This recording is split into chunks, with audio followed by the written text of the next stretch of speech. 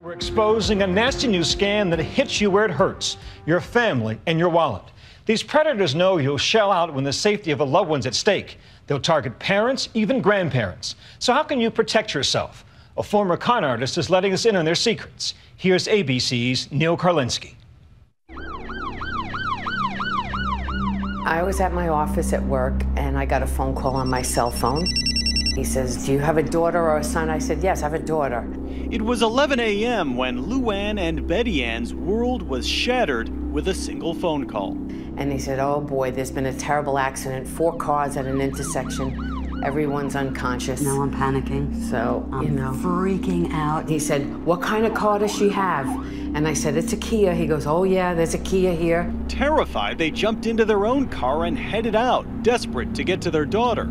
I'm thinking my daughter's laying in a highway somewhere, unconscious. And the scariest part is we didn't even know where she was. Right. They wouldn't say a direct, exactly where she was. And then the story took an unexpected, but even more frightening turn. Finally, I was like, "Look, you got to tell me exactly where you are and what the hell is going on now."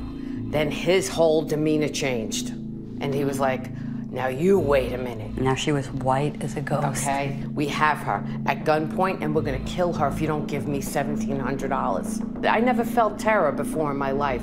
This was absolute terror, having your child's life in your hand. But little did Luann and Betty Ann know that they were on the receiving end of the latest technique in an otherwise old, low-tech phone scam.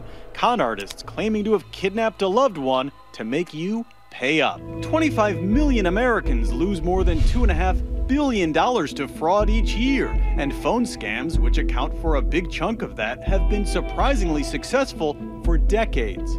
Maybe they want you to invest in an oil or gas deal or gold coins. Maybe you've won the lottery. Or maybe it's someone posing as an IRS agent saying you owe back taxes.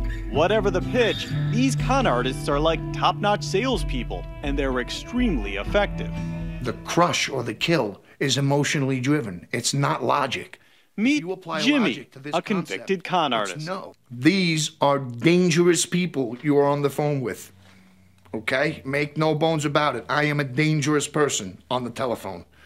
If I choose to be fraudulent in my practices, there is nothing that's going to stop me from taking lots of money from people, period, the end. I don't know how people sleep at night doing this kind of thing, especially... Doug Shadell of the AARP has interviewed Jimmy and more than a dozen like him, trying to understand how they're able to pull off a scam most of us think we'd never fall for. We always ask them the same question. What is your central strategy for defrauding people? They all say the same thing. Get them under the ether. Under the ether? Ether is a heightened emotional state where you're no longer thinking rationally, but you're reacting emotionally. And this explains why so many people actually fallen for this stuff. You say, how could somebody that smart fall for this? It's not their intellect that's engaged when they make that decision. It's the emotion. Emotion, like claiming a child has been kidnapped. Looking back, I don't think I could have done anything different. Not at all, because when they do that to you, they pull right at your emotions and you're raw and you're terrorized and you just whatever, you'll do anything. What is wrong with you? Listen to this and just imagine your own mother or grandmother on the other end of the line. I don't want to do the verification. Are you stupid? If you in front of me, old lady, mad, black, white, I would have slapped you right now. Okay? Well, here we have any kind of fraud scam you can possibly imagine. Shadell has received piles of recordings from state attorney general investigations into phone scams, sort of a top 40 collection for criminals with no conscience. There's no shortage of people still calling. Many filled with abusive and demeaning language, even threats. You'll never, ever be anything. You're going to your grave a loser. A big loser. I think you're terrible. There are thousands of people out there who are suffering in silence like this. But for law enforcement, tracking down the scammers can be challenging. It's easy to avoid detection, and a lot of times people are embarrassed to report them, which makes it an even bigger problem. Prevention is the key, and the smarter consumers are, the more likely they can prevent this. The New York Attorney General's office is currently taking on the grandparent phone scam, where a grandparent gets a call supposedly from a grandchild in trouble. And what we're here to do today is to enlist you guys, you students, to be fraud fighters. The AG's office is reaching out to teenage grandkids. And who wants to be the con artist who pretends to be the grandson? To try to get them to warn their families about the phony phone calls that could come their way. Why are you calling me at this hour?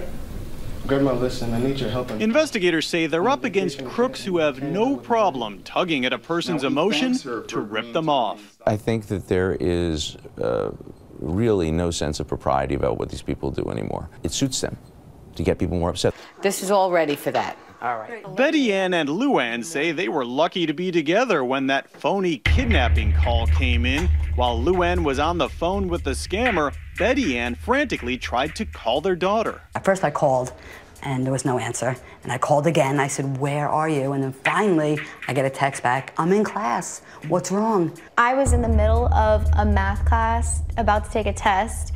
I said, tell me the password. Because we have a password thing where there's a code, a password, so I know she's okay.